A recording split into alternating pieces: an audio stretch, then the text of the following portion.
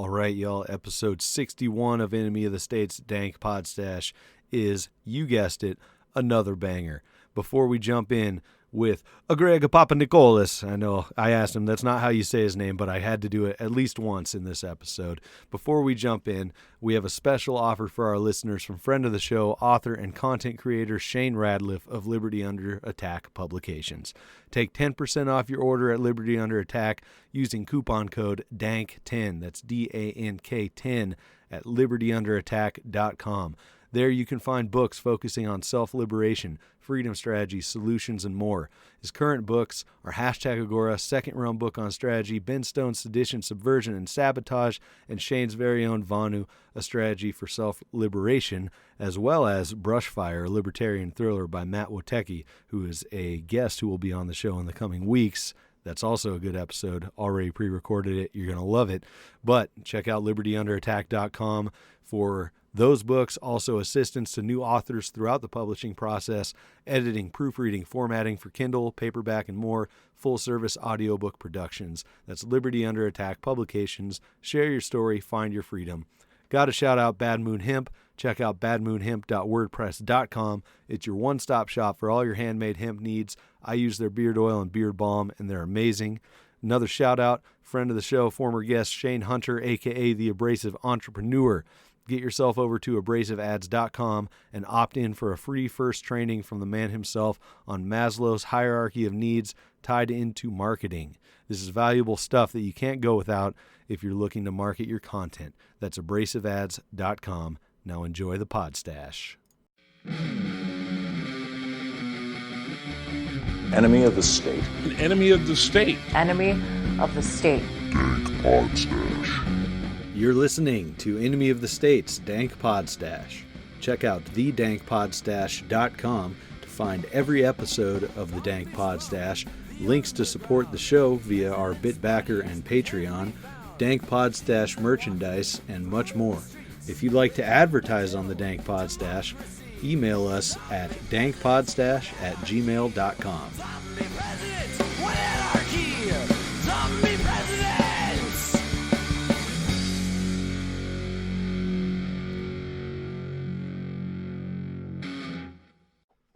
All right, we're here with Greg Papanicolas. What's up, man? How's it going, Nick? How's it going, man? How you doing? It's going great. I'm really excited to do this show. We've been trying to get this scheduled and, match schedules and stuff, but we finally got it together, and I'm excited to do it. So why don't you tell us about the projects you're working with, what you're emphasizing and stuff like that, so we can get going on the conversation, because I have a lot of questions. Yeah, man.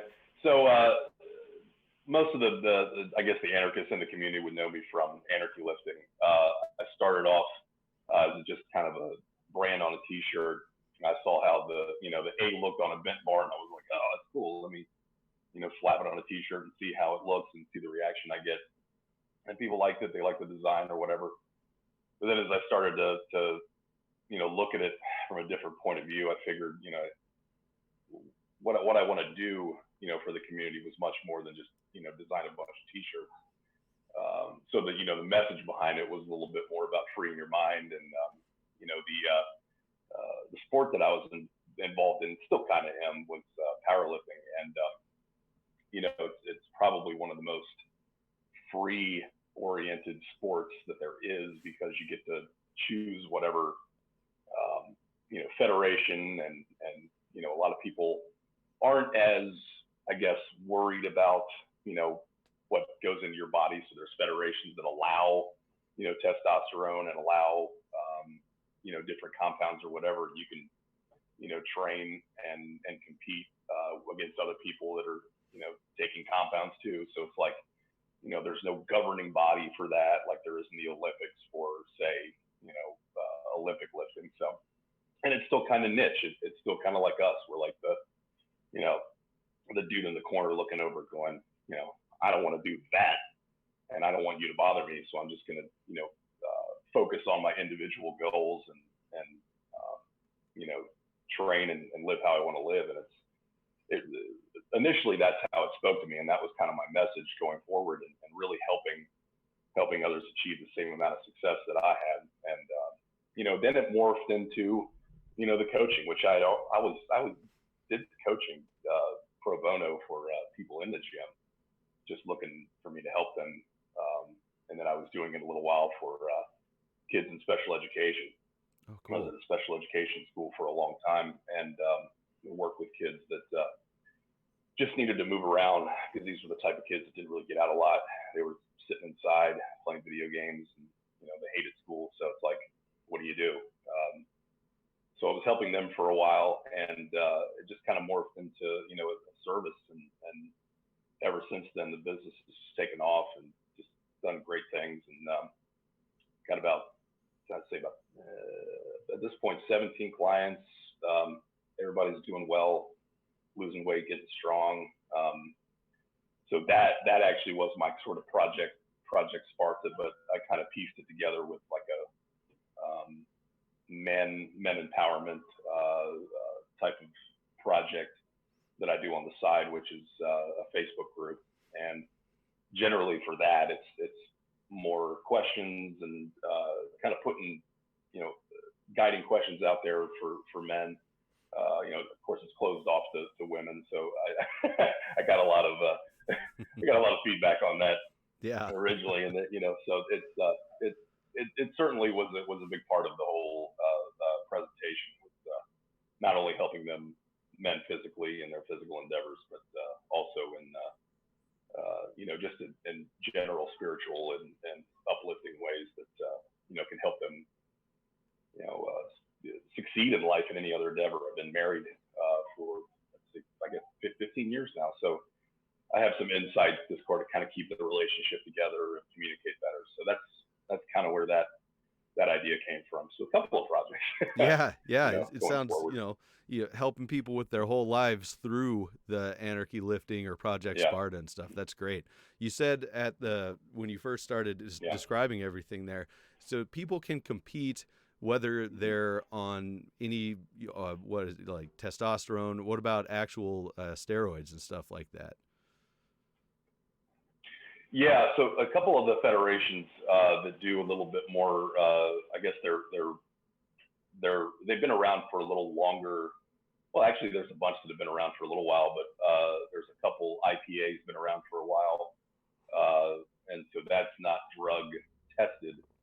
I think the Pro Federation is not drug tested, but if you're an amateur, you get drug tested. So basically, when you get to an advanced level, pretty much every guy in the room is taking something. That's crazy. And and that's the thing for the guys you see that are putting up huge numbers, more than me. When I hit my 500-pound bench, everybody was like, "Whoa!" And I was like, because this is the anarchist. It's a big freaking deal. And then you go into a situation where you're around other people that are at a higher level than you, and you tell your anarchist buddies that, hey, this guy's doing 800. This guy's benching 800 and squatting 900. So it's at a place where these numbers are just getting larger and larger, and people are breaking larger records, pushing the limits. It's something that I never really considered to take it that far, and I don't plan on it because I have kids. Yeah.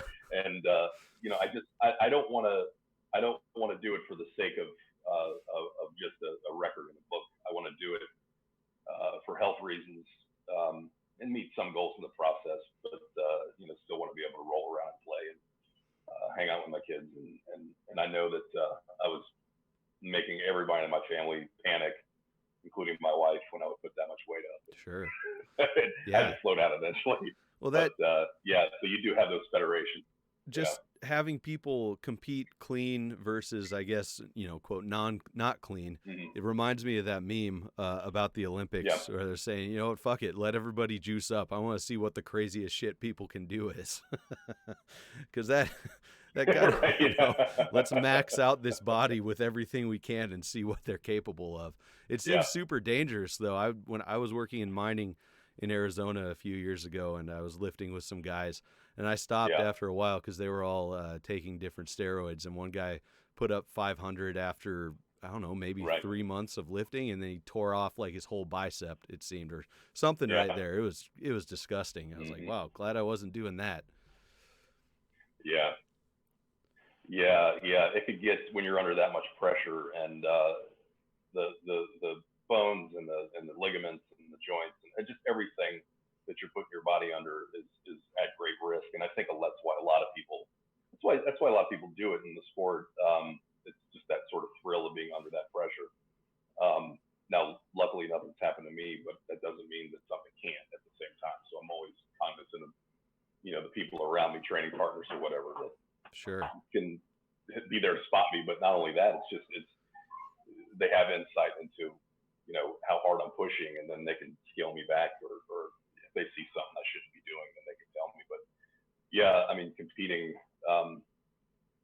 raw and also equipped, that's what I agree with you. It's you're either going to level the playing field, or it's just going to be a guessing game. Sure. And always a gray area for people about who's taking one and who's not. So when the Olympic Committee has their guidelines, and you look down the list and you go, well, why CBD in there? Like there are certain ones that you look at and you go, why? I never saw some of these as performance enhancers, but I guess anything can be a performance enhancer at this point. Yeah. Salt. So, yeah, it's crazy. So yeah, that's an interesting concept, that there's different federations and there's not much governance in there, and it's an interesting connection between anarchy and lifting. Then I never knew that about that. That's super crazy. So were you an anarchist before you started lifting, or did you find anarchy and you had already been lifting and decided to meld the two? Oh yeah, I'd already been an anarchist. I think, I was, I guess you would consider conservative, kind of liberty-oriented conservative. I remember one time when I was, back when I was actually voting, I was talking about Barry Goldwater all the time. I was like, 1964 Barry Goldwater. Yeah. If we only voted him in, and I would constantly tell people that, as if that would have made a difference. But I guess maybe a few other books and a few other documentaries, and going through my own, reasoning in my head, getting to a place where I was going, let's apply non-aggression and all those things across the board. And it took a while to get there, but I think, maybe around some time, I want to say like 2013, maybe. I remember reading Larkin Rose's book, and that kind of opened up things for me. But prior to that, I was sort of already looking at documentaries and kind of well on my way. And then, I'm sure most of us were fans of Ron Paul. So he had a lot to do with that too, kind of guiding me off the cliff almost, and getting me to that point. So, so I was already well into it before starting lifting. Okay. So what got you started lifting then? Actually, I had a cousin that I saw for the first time. I guess our families were kind of estranged for a little while, so I didn't see my cousin for a long time. And then one day, I see him on Facebook, and I'm like, whoa, that might be, the Nick that I know I'm related to. And I see him, and I kind of like was thinking about contacting him for the next couple of weeks after seeing his name, and then he finally, I guess, saw me, and then he inboxed me, and he's like, hey, you wouldn't happen to be such and such? And I'm like, yeah. And we find out that we are the cousins that I had never met him up to that point. Right. And Nick is ranked, nationally and worldwide. He's one of the biggest names in powerlifting now, and he's been, my gosh, he owned most of the teenage records in the IPA before this guy that broke the 3,000 pound total. Dave Hoff came and just wiped out all his records, but it was his big claim to fame at that point. And I think 3 years ago, his biggest squat was 901 or 901 or 903, and he did it in the supportive gear, the suit, the squat suit. But holding that much weight up, and I think that was his last big lift. Who knows? But he got me into it, and man, it was full go all the way. Once the bug kind of bites you, it's kind of hard to get rid of it. Yeah, for sure. And I just kept going and did everything he taught me. So I credit a lot of the success that I've had in meets and just overall knowledge in strength training to him. Nice. Yeah, so let's talk about Project Sparta then, because I am in the group on Facebook, and I'll link that. Just flesh out that idea more. Tell us all about Project Sparta, what you're looking to accomplish. All the questions you ask in the group are great, really thoughtful questions. Where you come up with those, give us the rundown. Yeah, so what I was noticing in the community was you saw a lot of just really upset men and a lot of upset women, at least in the anarchist community, that weren't very happy, and they weren't they didn't have a lot of success in relationships, and it was tough for them to meet people, and it was weird online, and they had tried other things and things just didn't work out. Then of course you get the real tough stories, anarchists that have been together for a while, or situations where you'd have one person in the relationship that was and one person that wasn't, and there was that dichotomy there, so you had a lot of stuff going on that I was noticing, and I didn't want to make it necessarily like, hey, I'm going to assemble a bunch of dudes and try to find girls for them. It was more talk to them about where their heads were at, why they were having these types of things happen, and I think generally what was going on was that we were very, I guess men were very confused and really had to battle back against a lot of the societal norms and societal pressure and the expectations about what it is to be a man. So kind of going back to the maybe redefining what a man is, and sort of using some of the old traditions of masculinity and what that really is, and what that really means. And then of course you're combining that with some of the relationship barriers that you see today and the expectations there. And I just put up a question today about assertiveness and whether you could still be assertive and still be flexible, and the majority of people were saying it's you're in a situation where you're assertive in your decision making, but you could still come to an agreement, come to compromise, and that's hard for a lot of people, just in general. And of course, a lot of this stems back from childhood trauma, and really when you dig deep enough, you find, and this is generally what I get with instant message conversations that I have, and I keep those kind of separate from the group because they're in confidence, sure, things like that. So a lot of them will tell me what is kind of ailing them and what's been bothering them and what they've tried to improve on, what they're struggling with. So really, I think it came down to trying to assemble a lot of the men in the group, and there are some actual people outside of the anarchist community that are in there as well, because the idea was to not make it a necessarily a political thing or anything like that, but more of a group of people that could just come together and discuss a lot of these issues going forward. And what I started with is communication first. That's kind of the series of what I'm going through now. Just empathy in general and building empathic skill, things that I've learned, from over the years in my relationship, and how to improve on that, and hopefully teach that down the road and get more in depth about some of the things that we could work on in order to improve the relationship. So it really is relationship based, and getting back in touch with your masculinity, your own masculinity.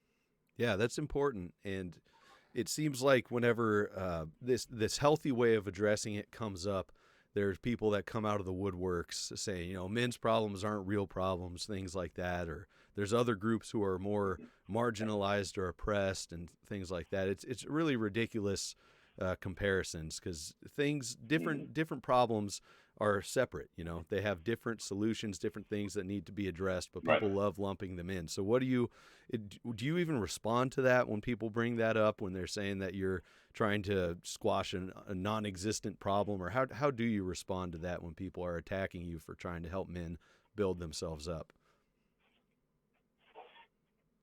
You know, it's interesting. I really haven't had a lot of people ask me that, and haven't had the opportunity to really tackle that issue yet. And I know that it's coming. You know, in the main feed, there have been a few conversations here and there.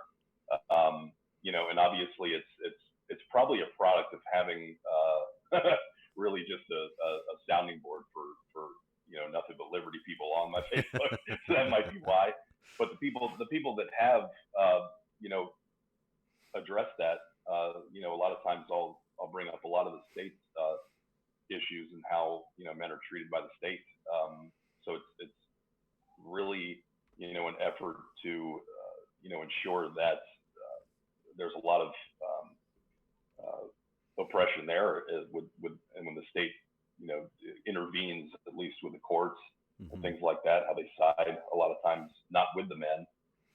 And of course we're, you know, overrepresented in the prison system. So there are things that you can point to and bring up and statistics and things like that. And, you know, people either embrace them or they don't. But you know, I haven't really had a lot of the attacking, so to speak, because I think I've meshed it well with the you know, empathic, understanding viewpoint and approach that may bring a little bit more balance. And I don't take the standard anti-SJW stance, which could be, you know, one of the main themes for the private group, but sure, trying to stay away from that, because that's all we've seen for, gosh, you know, the last couple of years.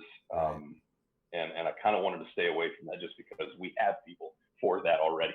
Right. You know, yeah. It's like if you really want to specialize or you know, focus on one area in particular, you know, I'd rather focus on the things that can build rather than divide. And you know, I think that's why I stuck with this sort of avenue and theme. Yeah, it makes sense that you wouldn't be getting too much blowback with that, because, like you said, you're focusing on the empathy, but also the relationship parts of it as well. So it is incorporating women, even if it's not directly. So that makes a lot of sense. That's really good. Right. So it wouldn't be an episode of the Dank Pod-Stash if I didn't bring up the Boogaloo. That's been pretty wild in the last week or so. And something that's been on my mind a lot is because I've been honestly just completely slacking with my fitness, doing all the other stuff in life, and, you know, making excuses and not taking time for it. But anybody that's thinking about, you know, what you would do, what would happen if there was some Boogaloo event, no matter what it is, you're probably going to have to walk. You're going to want to move. If there's any sort of combat situation, whether it's long range or up close, you're going to need to be fit and be able to handle that. So I really like that you can have the Anarchist brand on your fitness stuff, and that can attract people, and it can be used for that as well. Do you have any concerns with the Boogaloo? Do you think this is important for Boogaloo? What are your Boogaloo thoughts? No, and that's the thing is I think it's important to have physical strength in this endeavor. So I mean, if it's something of a survival aspect, then again, your physical strength is paramount, you know, to that end. So, you know, a lot of people, you know, will tend to make a lot of the excuses like, well, you know, that's okay. I'll be fine. I'm just, you know, I have all of my artillery and, right. you know, yeah. I'll be fine. But at the same time, it's, you know, if you need to be on the move, like you said, it's important to have some type of, you know, at least your physical shape should be up to par. And again, like for years and years and years, I was always under the impression, at least, when I started powerlifting, like, hey, you don't need to do cardio, you're a powerlifter. And then, my training suffered because I wasn't getting, a lot of cardiovascular, training in. So I just started to incorporate that a little bit more into the warm up, go for walks, do a lot of the HIIT training, the home training, that really doesn't have a lot of breaks in between. And that's how you start building that up. So I think it's incredibly vital, at least in our situation we find ourselves in, and possibly in the future. So yeah, absolutely, the boogaloo needs more jack. Dude, it does, for real. It really does. Yeah, I need to get back into that for sure. Maybe I can be your 18th client here. We can get that going. So Great, tell us, man. if you can, if it's not like a secret thing or anything like that, tell us about what you do with clients, like how you get the process going, what the plan is, because you work mostly remotely, right? And that's got to be kind of difficult to do if you're not there with somebody. Yeah, it's entirely online. So when I first started out helping people that were all in the gym, I realized it was devoting my own time aside from what I was doing with my own training. And so let's say an hour of training turned into 2 and sometimes 2.5, which was taken away from things I needed to do at home with family. And so that became an issue. And I figured, well, let me look at this online thing. And when I looked it up, I saw the people that were having a lot of success working remotely and doing their own training. And I think when it came down to the biggest hang up was having some kind of platform, some kind of base to build the program around. I couldn't just have the training on an Excel spreadsheet. Here's your workout, send it to them. And then I'd be talking to somebody on another social media platform, be sending them meal plans on another platform. I was like, can't do that. That's just going to be hectic and confusing, and it's going to really, really bog me down. So I invested in a big platform that I use now. And what it's done is it's allowed me to condense everything, put everything all in one app,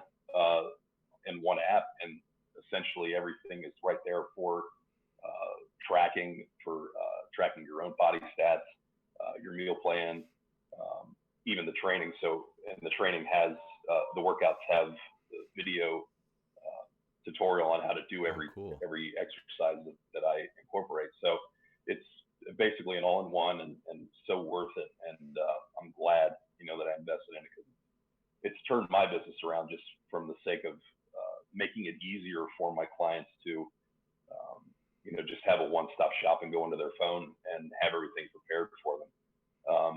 And then the meal plans even have, like a shopping list if you need to get your groceries in the beginning of the week, or, Sunday it's listed for you right there, 1 apple, one thing of cherry tomatoes. And it's like, it's great.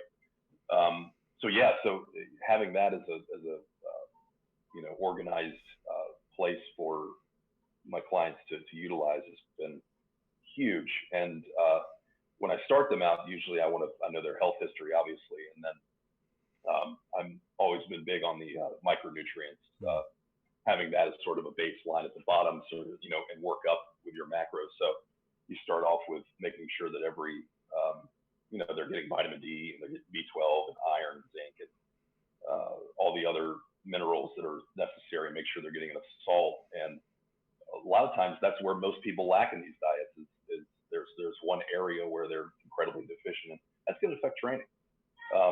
And if you don't do enough or balance for that, then the macros don't really matter at that point, and you're just putting the cart before the horse. So after focusing on micros, then I start to kind of work with the proteins, the fats, and carbohydrates, depending on their goals. The last guy I worked with that was doing powerlifting, obviously he's going to need more carbs. So, you jack their carbs up, you make sure they're aligned with their training and it's progressive.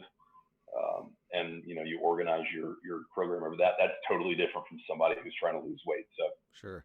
Again, the health history is, the biggest thing you have to look at. And, I've realized over time that caloric intake is, that matters a lot. And making sure that this person isn't, you're not leaving them hungry, because what you don't want to do is restrict them so much that they hate you and want to eat your arm. and it's like that's been the biggest problem with, I see with a lot of coaches in person that train people, but yet they don't factor in, they don't do meal plans for you, and they just make suggestions. A lot of times they'll get it wrong. And it really is a trial and error thing. You have to just keep messing with the macronutrients till that person hits that point where, okay, now my protein is where it needs to be, and I'm either losing fat or I'm gaining muscle, and then that's meeting up with my energy demand. So if I'm training for a marathon, that's different than doing something that involves free weights. So right. All depends on the goals, and I usually look at each situation very differently. But it also doesn't mean that I don't have that overarching philosophy of focusing on the micronutrients first, and then kind of working up with each client. Yeah, that's great to hear, because that's something you don't find everywhere, is someone who's focusing on all of that nutritional stuff as well as the actual workout routine and things like that, all inclusive, and that you're custom tailoring it for each person and not just trying to cookie cutter everything. That's great. Before the next question I was thinking of, quick aside, settle a debate that I hear all the time and that I talk about with people. If you're overweight and you want to gain muscle and lose fat, do you need to be focusing on losing weight first, gaining muscle first, or both, or how does that work? Usually what I generally like to start with is I like to figure out what their weight goal is when they want to lose weight. So what number do you actually, this is the math side of the equation. You have to ask them what their actual number goal is. Right. A lot of people, when you ask them that, they go, I don't know, I just want to lose weight. You have to have them get specific, because you're not going to be able to design the program the way you want. So I get them to just give me a number, even if it's something that you want to change in a week, once you do once you look at the research yourself. And so you get that number, and then you figure out the caloric equation. And really, once that's figured out, they follow it for that period of time, say 4 or 5 weeks, if they're dropping at a healthy weight, 1 pound a week. Or some people want to go extreme, but I tend to not like that avenue, because I think the water weight is what's going to come off first, but then everything else follows. It's important to kind of accelerate that first, and then once they're at a comfortable weight, that's when you start to ask, okay, let's start packing on the muscle. Then you organize and mess with the macronutrients once again, and try to get them in a line. And a lot of times it's a lot of other things factor in. Water manipulation and sodium manipulation, because a lot of people will be depleted from, say, a ketogenic diet, and they won't have enough fluids in them to have to give that look at the pump and the fullness of the muscle. You take that out of the equation, you're just looking at someone who's going to be completely dehydrated, and it's not very good for performance, unless you're like a long distance runner. So I always said, it's important to have a balance to your diet. I've always believed that. At one time I tried keto because there were some things in my diet that needed improvement. It was mostly, metabolism. I wasn't metabolizing carbs really well. I had hypoglycemia. I would get shaky after a while if I didn't have some type of protein. And once I did that, I dropped the weight I needed to drop, and I reincorporated the carbs back in. And I did it slowly. I did it methodically, and that seemed to really turn the corner for me, at least from a performance standpoint too.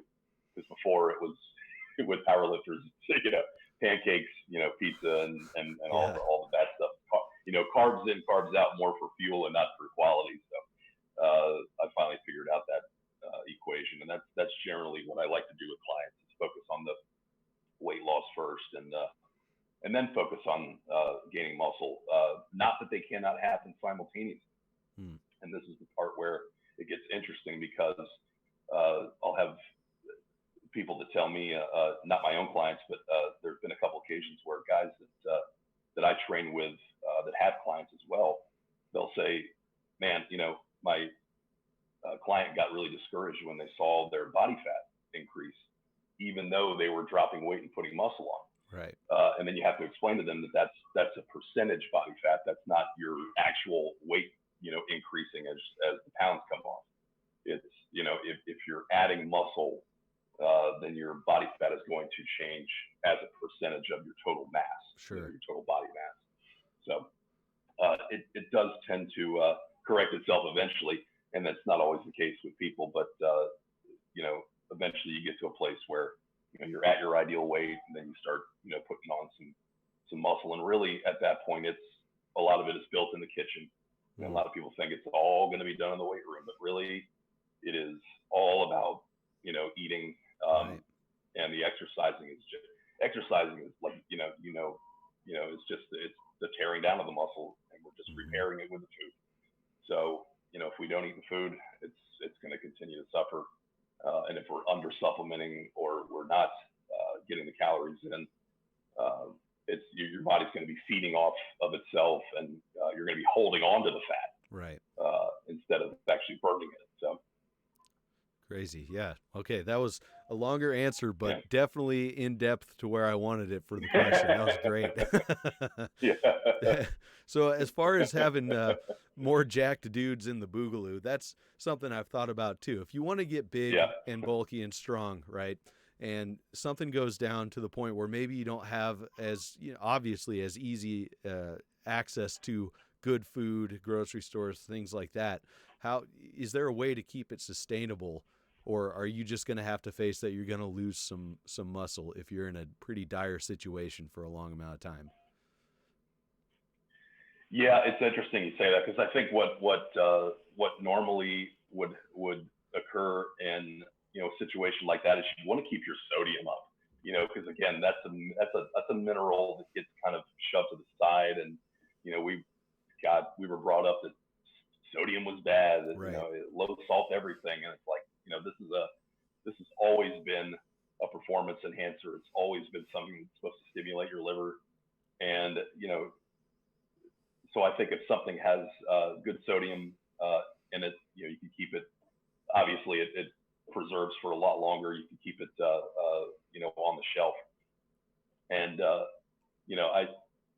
I guess for the most part, you would have to continue to meet your calorie demand. So if you were, let's say your weight was, let's say you were 220, you'd have to get at least something like 2,000 to 2,100 calories total just to maintain yourself. Right. Give or take a few hundred calories, and then at that point, if you get below that, then the body starts to react, and you'll be shedding the water weight first, and your energy will be down. And generally, I think if to keep energy up, mainly looking at sodium, looking at carbs, healthy carbs, not unrefined, not refined carbs, unrefined, making sure that you have enough fiber. That's one of the things that happened to me was I did not get enough fiber on the keto diet originally, and it was hell. Yeah, So I know the feeling. It certainly, yeah, it was miserable. So you definitely you have to think about, and this is why I focus so much on the macronutrients, because if they're not in line, it doesn't matter how much you eat, and you're trying to survive, fighting the Boogaloo. You need all the sodium and all the carbs you need for energy expenditure. Sure. Obviously going to be on the move, and I think it's important to have all those in check, and you can throw away all the other pieces of the puzzle, but those are going to be the most important, I feel. Yeah, yeah. It sounds like if you were to get on a good plan, say a plan that you lay out for somebody, and you're also a prepper preparing for the boogaloo, whatever, Mm-hmm. it would be smart to match your food stores Yeah, to yeah, that plan. All your yeah. preps, whether Right. you're hunting, whatever, canning, all that stuff.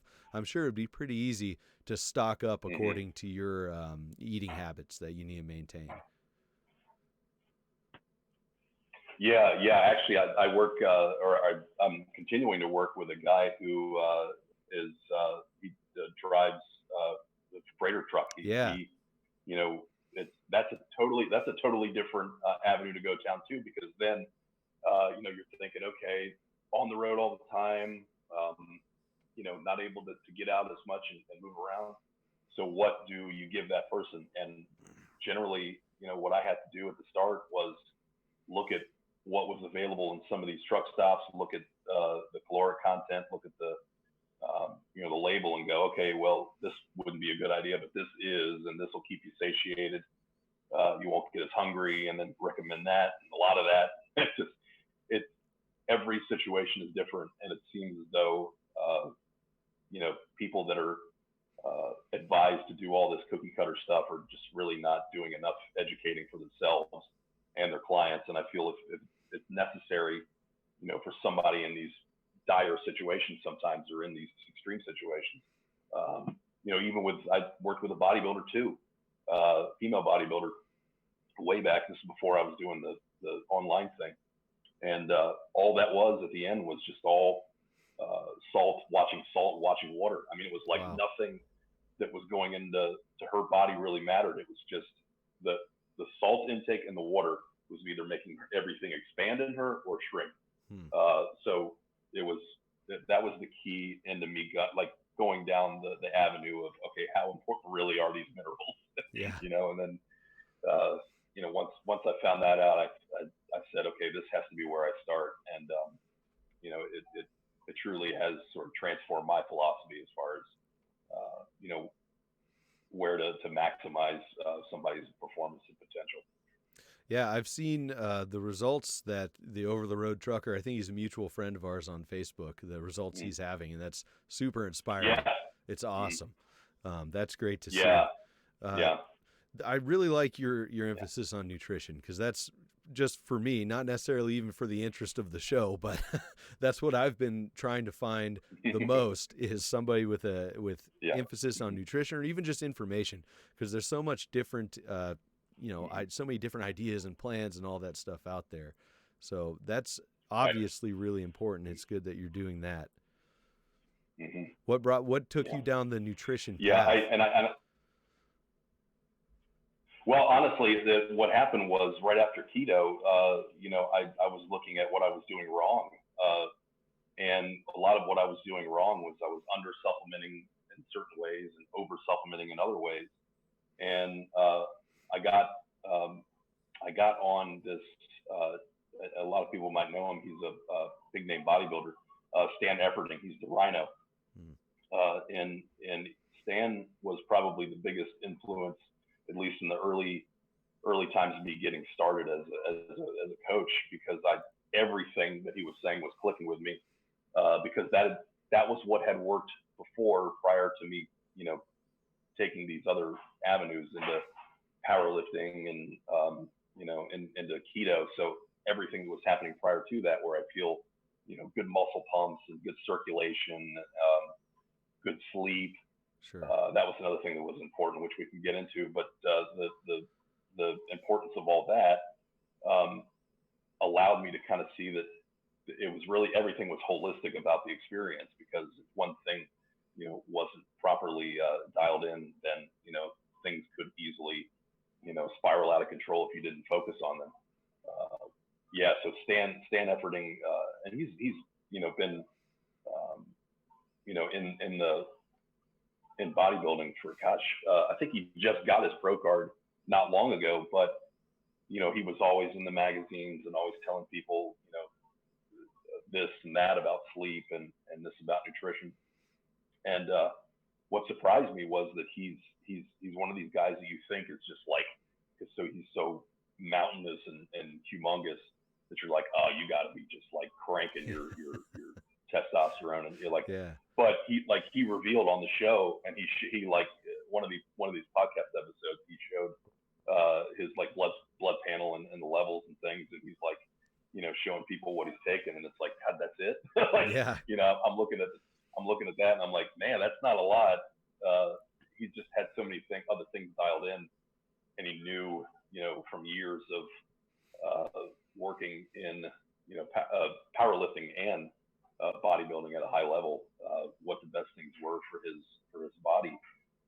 So really, he was the big influence for me going down the nutrition path. Cool. And obviously learning the mistakes that I made with keto. So, Yeah. It's funny because I've seen, I think at least one, maybe a couple posts where people that you're working with, or maybe people that you're friends with, showing what they're eating to maintain whatever or build whatever physique they're looking for, and people love to hop on there and give their 2 cents about what they think nutrition should be. And my favorite response, I think it was Josh Judd. Shout out to Josh Judd and Judd Knives. Judd Custom Knives was saying, you know what, I'm just going to keep doing what I'm doing and showing results, and you can keep arguing about what you think you need to do, something like that. Yeah, right. Yeah. It's funny because Josh and I have a lot in common when it comes to the training, and we'll bounce ideas back and forth every now and then, but he's doing great with it. And I remember, a couple of those conversations, people, will tend to throw out, little suggestions and things like that, or they won't sound like suggestions. They'll sound like, demands more than they are suggestions. And, this is to someone who's been, training for 23 years. And so when you hear that, you go, oh, obviously it's, you either have the academias that, they hit the books and they have all this knowledge built up in their head, and then they don't have the experience. Right. Or you get the bros that don't really, they do a lot of the wrong things, but, you see in their bodies that, at least aesthetically, things seem to be working, but then, they show you their blood panel and you go, holy shit. Yeah.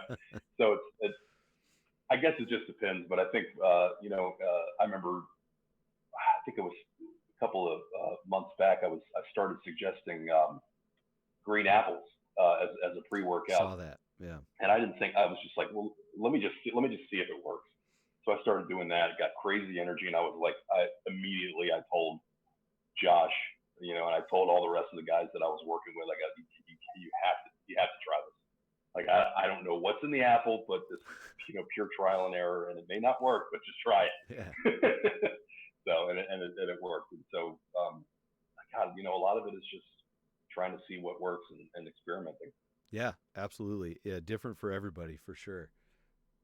Yeah, that's good stuff. Yeah. It is interesting too, and I think it was Josh's post. I was looking at what he had prepared for, meal planning for the week or whatever. I think it was like rice and ground beef and something else.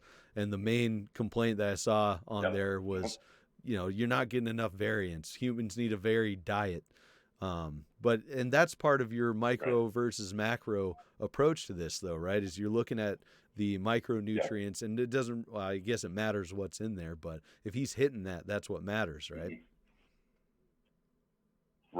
Right. And sometimes it comes down to food choice, but really what you're trying to do is maximize, caloric density and things that have a lot of nutrient density. So if something tends to have a lot of vitamins in it, minerals in it, you eat it. You know what I mean? It's like you're going to get more bang for your buck with that than you would with something completely empty and lacking a lot of those nutrients. So digestibility is a big one. Sure. Gosh, I remember when I'd eat something and it would just sit in my stomach, and a lot of times I'd get the what do they call it?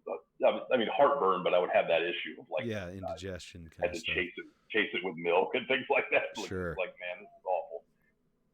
So I, started to look at what I was eating and what was causing it, and I kept a log of the things that would cause it, and started eliminating it. And then I was referencing a lot of Stan's material in a lot of his presentations when he would go out and talk about his own experience in working with guys. Like he'd actually worked with Hathor, the Mountain. He worked with him, and then he worked with Brian Shaw. He helped all those guys with their diets, not necessarily, with their strongman training, but a lot of it was just, trying to find the right foods, because they were getting their calories, man. I mean, they were 5,000, 6,000, 7,000 calories diets, but it was all about what was being digested, because if the food is not digested properly, a lot of it ends up in your small intestines, and you have methane built up, and then you have the issue of, if it's sitting there, it's not assimilating into the muscles, so you're not getting the nutrients to actually carry into your muscles as it is. So it's all just sort of sitting there. You're really not you're not maximizing it. Yeah, absolutely. That makes total sense. So we're going to try to keep it in an hour, including the After Hours Patreon content here. I know we could probably go on for hours and hours. At least I could, because this is fascinating as fuck for me. I love hearing this stuff. So let's call this a show. As far as the main podcast, go ahead and plug all your stuff. Let everybody know where to find all your stuff, and we can get some healthy jack dudes for the Boogaloo. Awesome, Nick. Yeah, man, just they can go to anarchyliftingcoaching.com. It's basically where I have a lot of the gear. I started writing articles, but I kind of, it's this time trying to write an article. Sure. So I just continue to post all the information on Facebook instead. And they can find the coaching on there too. Contact me through DMs, and I'll answer a bunch of questions, anything you have. And Project Sparta, if anyone's interested in getting on the private group and talking about all things man, that's the Project Sparta client group, the Project Sparta men's group. Mm-hmm. And then I have my own client group online on Facebook too, for people to join the program, and they get extra sort of valuable information that I add into the program aside from what's offered. So yeah, I think that's it. Awesome. I'll link all that stuff in the show description for everybody, and I think you should check it out. I think everybody should check it out. I'm going to be moving forward talking with you about this stuff. We'll see if we can figure something out. Appreciate you coming on the show, man. Let's jump into this After Hours for the patrons. Yeah, man, Nick, thanks, dude. I appreciate you having me on, dude. Yeah, absolutely. And remember, everybody, total freedom, no exceptions. What anarchy!